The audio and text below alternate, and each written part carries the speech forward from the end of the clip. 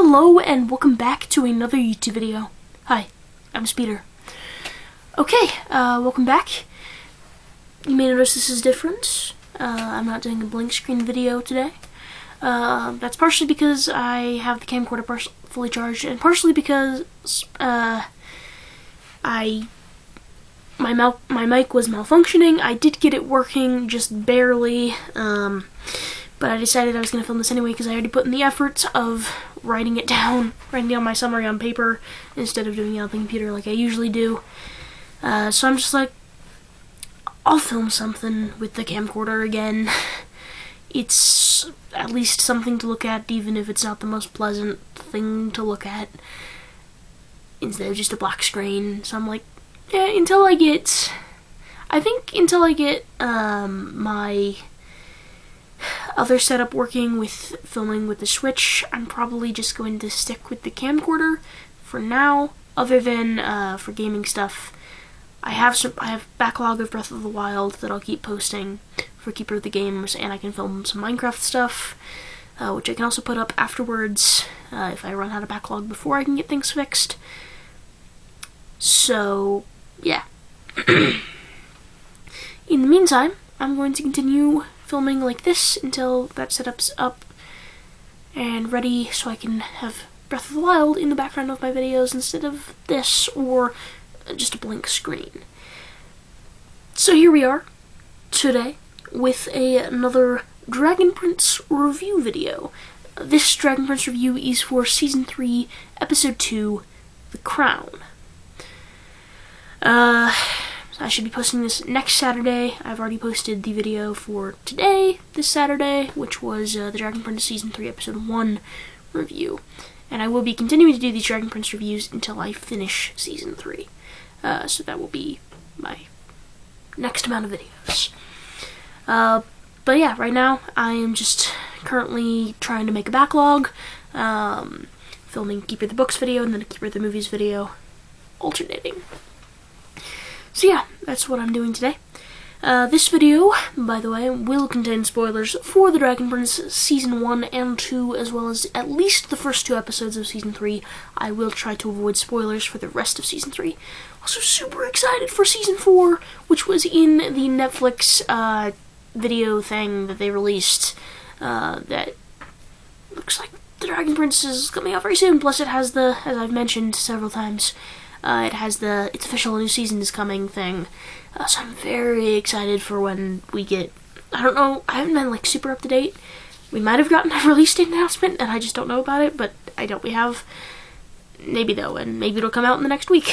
Like the release date announcement, not the actual thing, because that'd be weird. But I'm very excited for the Dragon Prince Season 4. But in the meantime, reviewing Season 3. Yeah, so let's get into it. If you haven't seen one of these reviews before, basically I do like a, normally it's like a podcast style where you can't see my face, but now you can. So basically I just go over everything that happens in the episode. If you've seen like my early ones and none of these, and you didn't see the stuff in between, you know that I've changed a lot throughout my review of the Dragon Prince and how I review stuff. At first it was like, yeah, I'm going to cover the animation, the humor, the action, all of that. That's different now. Now I just go over everything that happens in the episode, and I tell you my thoughts on it. I'll occasionally go on very long tangents about certain things. So let me tell you, this episode is a good one. Season 3, Episode 1, Sol Regum, was okay. It's not the best episode in the series, but because not really a lot happens in it. We mostly only follow Rayla and Callum and Zim's storyline. We don't really follow Ezran on his journey back to the castle until the very end of the episode. And I guess we see Viren a little bit, and we also like get a peek into the council members, and we also get some Amaya stuff. But other than that, not a lot happens in that episode. You can go check out that review if you want. It should be the latest video that went up on the channel.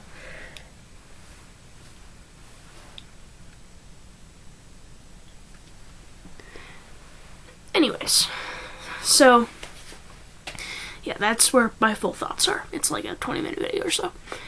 But anyways, yeah, so that one was kind of a subpar episode. It's not bad, but like not a lot happened. Whereas this episode, a lot happened. This was a very full episode that I don't think a moment of it left me bored. This was a very good episode. So let's get into talking about it. Okay, so at the beginning of the episode, we start out at the castle. Ezran is sleeping in the bedchambers of the king, which of course were his father's old chambers, which, that's gotta suck. Like, you've lost your father, and now you're sleeping in his bedroom. That's... Whew. Especially since it's still a fresh wound. It was only probably like a month ago, or maybe 2 months ago, when Taro died, and now Ezran is sleeping in his bed.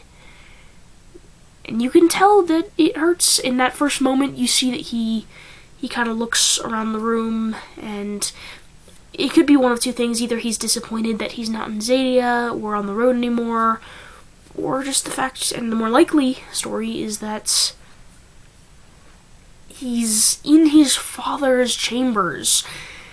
He's not with Callum anymore, and he's in his dead father's chambers.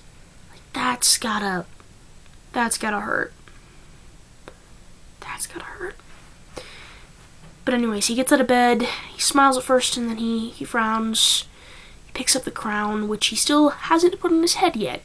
He goes out onto the balcony, and he says, "I don't think I'm ready."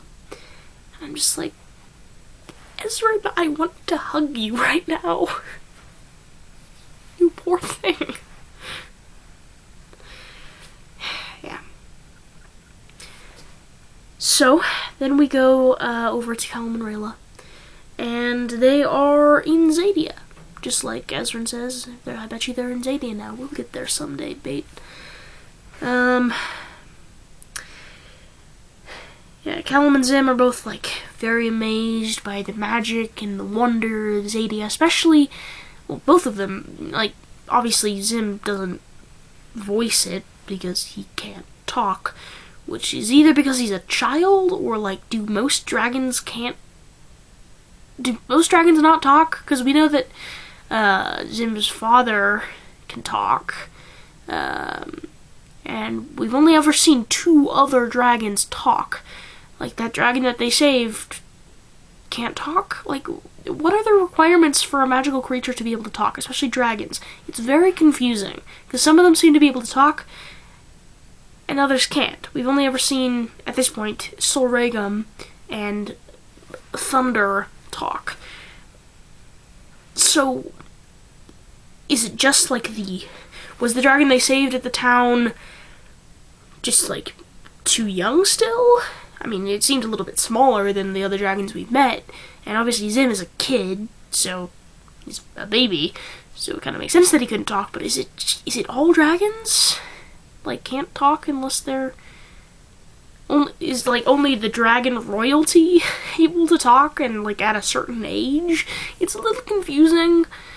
I really want to know what dragons can talk and what dragons can't talk.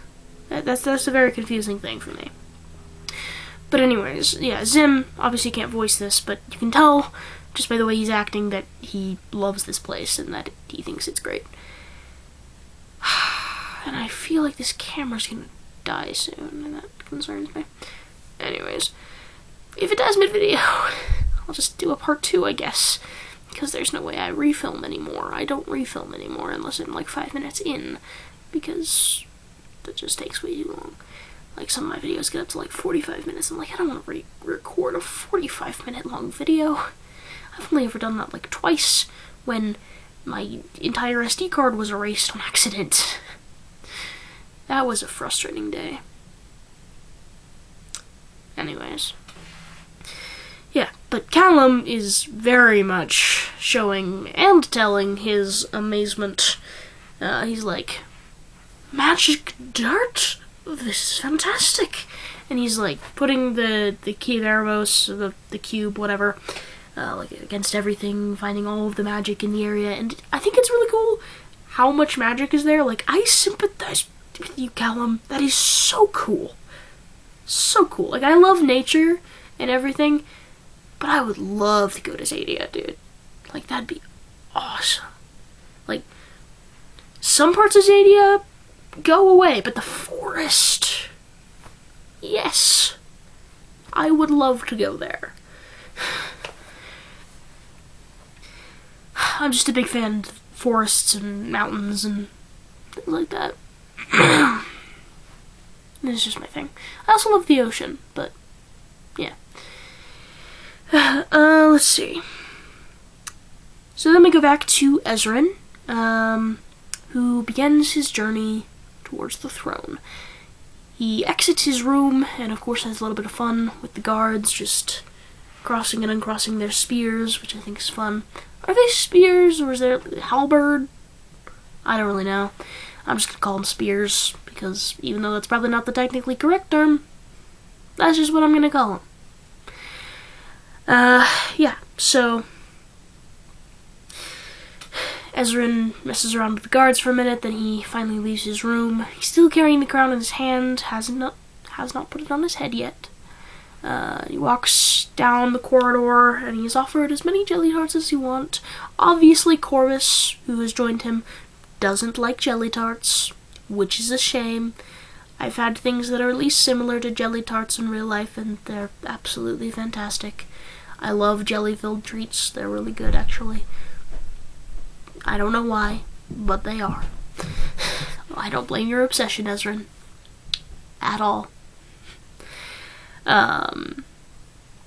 Yeah, obviously Corvus doesn't like these things, which is a shame. I'm like, come on, Corvus. Stop being such a grown-up. Anyways. So, yeah. Ezran makes his journey to the throne. He's welcomed into the throne room.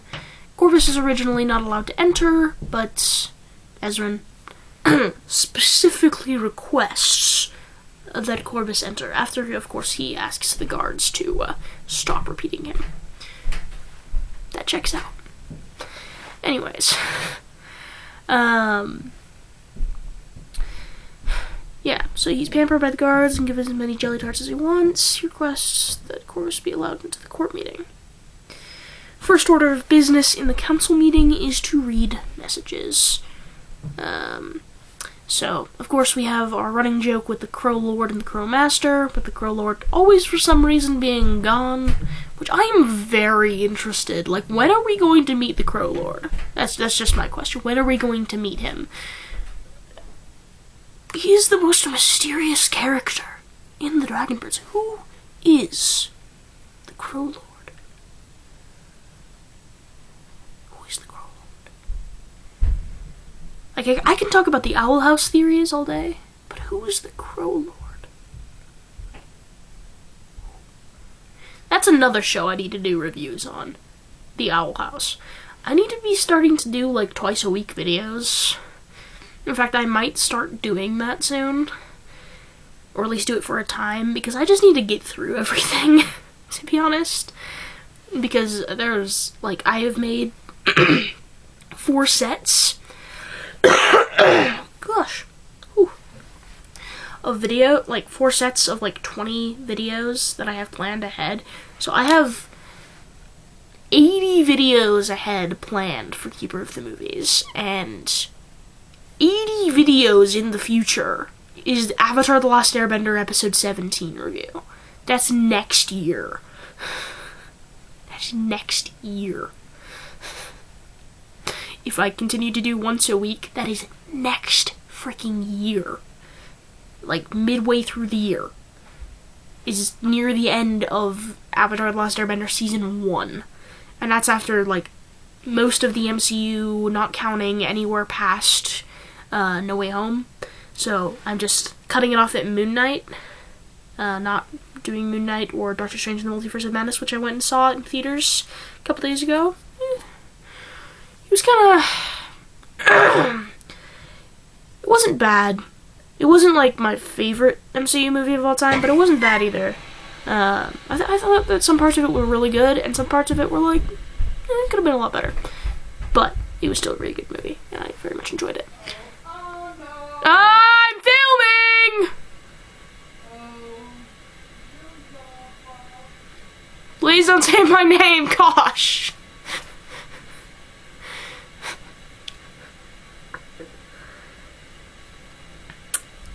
What do you need?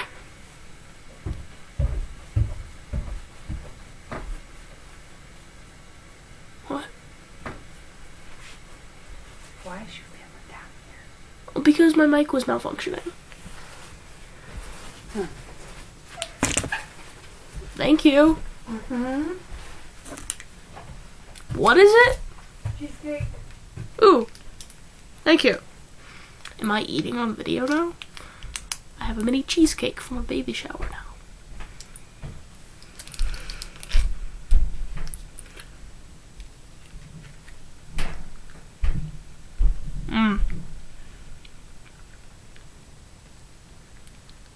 Delicious. Anyways, where was I? Oh yes, Crow Lord. Yeah, so there are like 400 something unread messages. In my mind, I'm like, I thought there'd be more.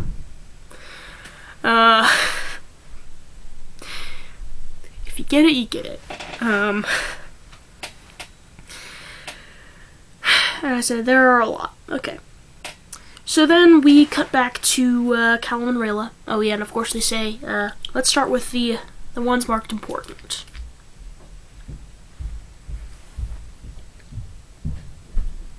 My gosh. This is so good.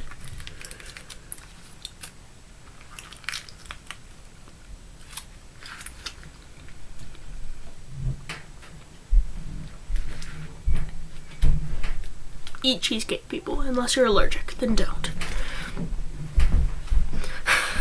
So good. Okay. Yes, we cut back to Callum and Rayla. Callum keeps saying they should take their time. He's like, us humans have a saying, you should stop and smell the flowers. And I would agree with this if I could smell things. My nose is always so clogged that I can't smell anything. It's not like COVID or anything, it's just like my entire life. I've never been able to smell very well. Like, I can smell like really strong like perfumes, but I can't smell them on people, which is weird. Because why would you smell people? I don't see that one as a problem, because I don't, go up and sniff people, because I'm not a weirdo. Well, I kind of am, but not that kind of weirdo. Like, no. Honestly, I can't, people's smells don't waft into my nose, and I also, can't smell a lot of other things, except for, I can't smell rain. I used to be able to, but I can't anymore, which is sad. I can only smell, the strongest perfumes. It's, can't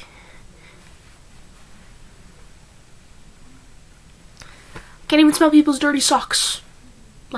I know a lot of people who are I know that sounds weird. Just hear me out here. I know a lot of people who can smell people's dirty socks from across the room.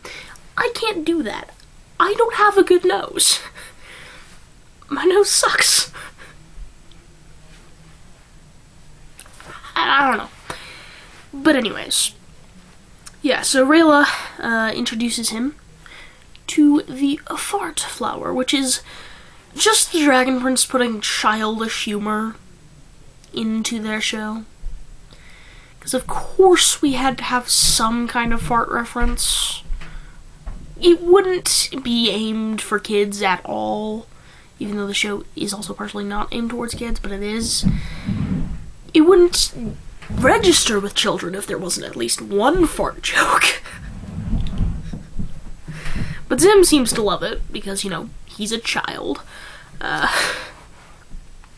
Yeah. So, then we go back to Ezran, and some of the important marked letters say that there have been assassinations and assassination attempts in other kingdoms. We have a dead king and a dead queen, and we have King Alling is very much, he's injured, he's possibly dying, though Queen Anya wasn't mentioned, so we can only assume she's okay, which is good, because Anya, you are precious. I'm gonna have another bite of cheesecake. Oh my god. It is so good. I don't normally like cheesecake, but this is so good. Wow. Anyways, this is gonna be a thing. Yeah. So, news has come about assassinations in other kingdoms. So, one of the parts of the description for this episode was, in the first council meeting, Ezran is forced to make some, important decisions, a lot of difficult decisions, basically. Which is true. So first of all, he has this assassination thing, where the councilwoman, who I can never remember the name of if we've ever even heard her name, she says that Zadia has declared war on all of humanity. Which, of course, this isn't true, as we know from the end of Season 2, when Viren releases these fake Moonshadow Elves to attack the other kingdom's leaders. So, of course, we know that this isn't actually Zadia, but Viren. But at least, his attempts are successful, unfortunately. Not to Alling, as far as we know, and obviously not to Anya. But yeah. So, the next order of business is Claudia and Soren have been arrested, and they are brought before Ezran for his judgment. He is unable to make a decision and asks that they are kept comfortable and given food. For the warning of the council members, he chooses to keep the chains on Claudia and Soren, but he still sends them away with some bread. Okay, so we go back to Callum and Rayla.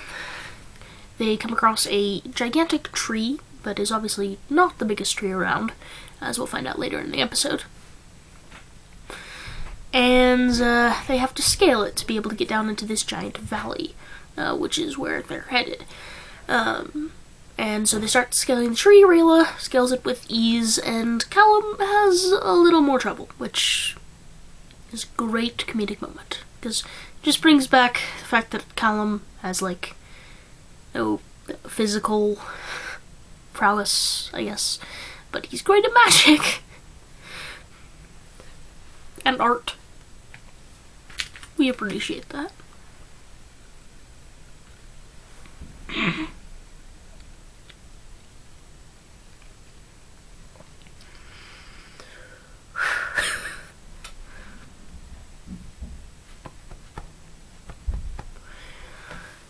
Anyways,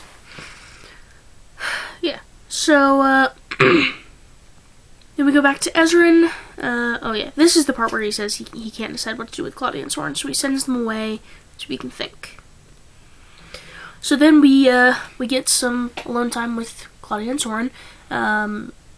Claudia's like, we did nothing wrong, and Soren's like, but we kinda did. But Claudia, of course, does not believe him, because, well, she's kind of being manipulated by her own father, which is never a good thing. Ever.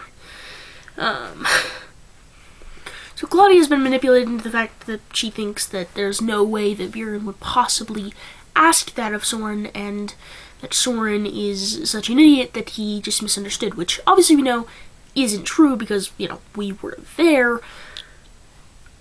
But yeah. She's being manipulated. Soren thinks that they're guilty, and he He believes that they should go to the dungeons, and of course he invents the best thing on the planet that I would never actually eat, but it's the best thing on the planet because he invented it, and I love Soren. The bread sandwich. Like, I don't mind eating plain bread, like, especially from, like, bread places that are, like, cheese breads, especially. Those are fantastic. I have a small obsession with cheese. I don't eat raw cheese, but, like, I'm talking about cheese bread, I'm eating cheesecake, yeah, we're fine. I just realized how much I talk about cheese in this episode, this video. I don't have a cheese obsession now.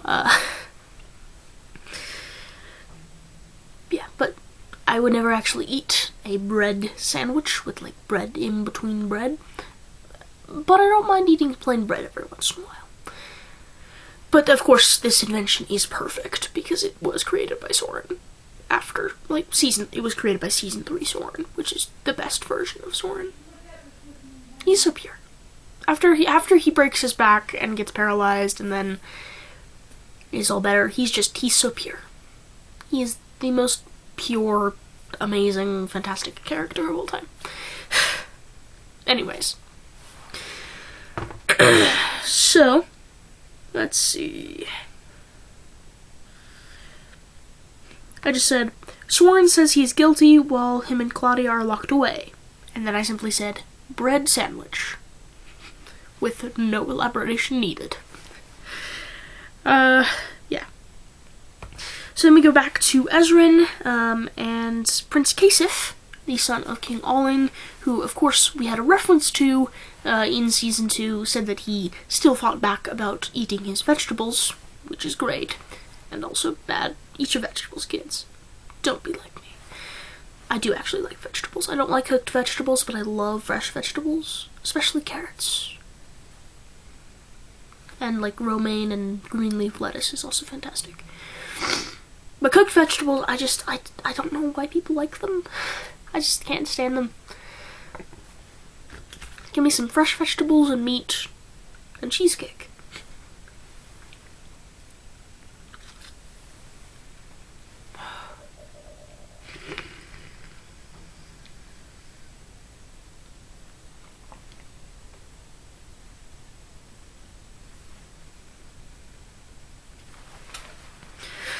Okay, so, Kasif shows up in the throne room. Let's talk to Soren. Talk to Ezrin. Gosh, I'm still stuck on Soren, apparently. He's the best. Just behind Ezrin, of course. They're both so pure. It's fantastic. Oh, and Cal. And Rayla. I just love, like, everyone in the show for, like, different reasons. I need to do a character tier list for this show. I'm gonna look it up, and if there's a character tier list maker, I'm gonna add that to my list of videos, and then in 80 videos, we'll be on Avatar The Last Airbender episode 16 instead. I already have in the future I'm making, so I found, like, a Merlin character tier list on Tier List Maker from another YouTuber that I saw make a tier list with this. I was like, oh, I kind of want to do this. So that's coming in the future. Maybe I should do one for the Dragon Prince. A tier list for the Dragon Prince characters. Because I love them all for different reasons. Like, I love Viren for being a fantastic villain who's actually menacing and really good at what he does. Same with Erebos. I love Ezrin and Soren because they're both so pure. I love Claudia because she's a complex character who's been manipulated her entire life, but also is extremely loyal to her family. I love Callum and Rayla because they're both perfect. Zim and Bait are both the most adorable people. Adorable creatures. I can't believe I just called them people. Wow. The most adorable things, animals, whatever, of all time. And I love them.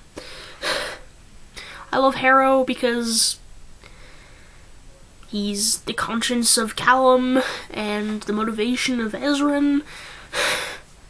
I love them all for different reasons. I love Callum and Ezrin's mom because she is perfect. Same with Amaya and General Gren.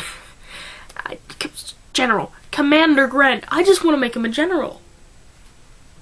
That just seems to be what my mind says. Is he's a general. Which makes him higher up than he actually is. Because he's perfect. I just love the Dragon Prince, and I love the Dragon Prince characters, and they're all amazing. Oh, and of course I love Anya, who is also perfection. Anyways, yeah, so Kasif is like, he's very prejudiced against Ezran because he's, a child, and he's like, where's your regents? He wants to go to war as his revenge, but Ezran's like, no, we want peace, and he turns Kasif away. So, then we go back to Callum and Rayla, who enter the valley on a giant, seed kind of thing. And this is one of my favorite...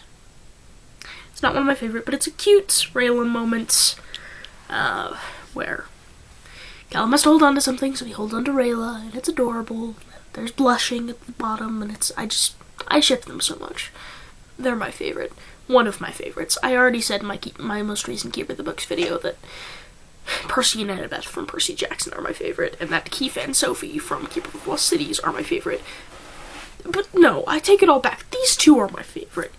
But also not. They're I have 5 ships that are my favorite from books and TV, and these are one of them. And just, yeah, they're one of them. Anyways, so, yeah. They then walk away from the seed further into Zadia. So then we go back to Ezran. He's laying on the grass, and the councilwoman, who I still can't remember the name of, if we've ever gotten a name for her, approaches, joins him on the ground, and says that she understands that it must be hard, and that maybe he should get a regent. Which isn't a bad idea, because, he is a child, but also we just want to see Ezran as king, because he's perfect. Just like every other character in the show, he is perfect. In every way. Some are very lovable, and some are very hateable. No matter what, they're perfect. Anyways. Yeah, so she tells Ezran that he should get a regent.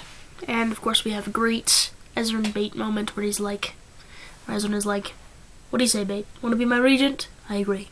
You'd be a tyrant. And it was cute.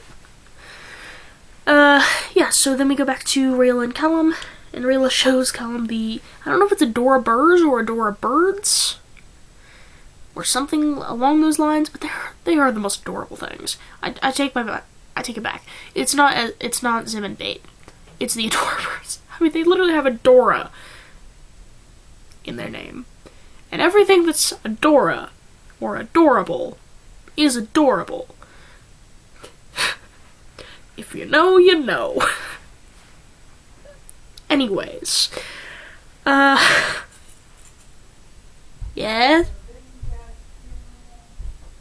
Okay. Yeah, so that's a cute moment. Love Callum messing around. So then we go back to Ezran, and he has this whole moment where he comes back into the council chamber and he makes all of the decisions. He's like, I don't want to be the king that my father was. And I'm like, yes, Ezran, power to you.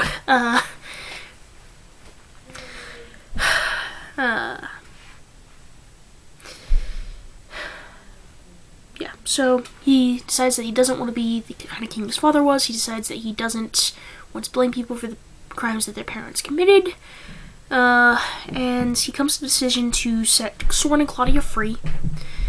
He says he wants only peace, and so he turns Kasif away, and he finally, at the end of this episode, puts the crown on. And he also decides that he wants to be king and that he doesn't want a regent. So, yes, Ezra, you are freaking perfect. Anyways, so that's the end of this video. I'm now going to announce the next 4 weeks worth of videos for all of my channels. If you want to stick around for that, just so you know what's coming, then that's what I'm doing next. Okay, for this channel, the next 4 videos will be the Dragon Prince Season 3 Episode 3 review, the Dragon Prince Season 3 Episode 4 review, Dragon Prince Season 3 Episode 5 review, and the Dragon Prince Season 3 Episode 6 review. For Keeper of the Books will be the next 4 episodes of the side character tournament.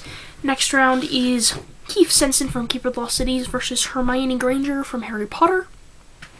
Then Holtz from Ranger's Apprentice, Royal Ranger, and the Early Years versus Rodin from The Ascendants.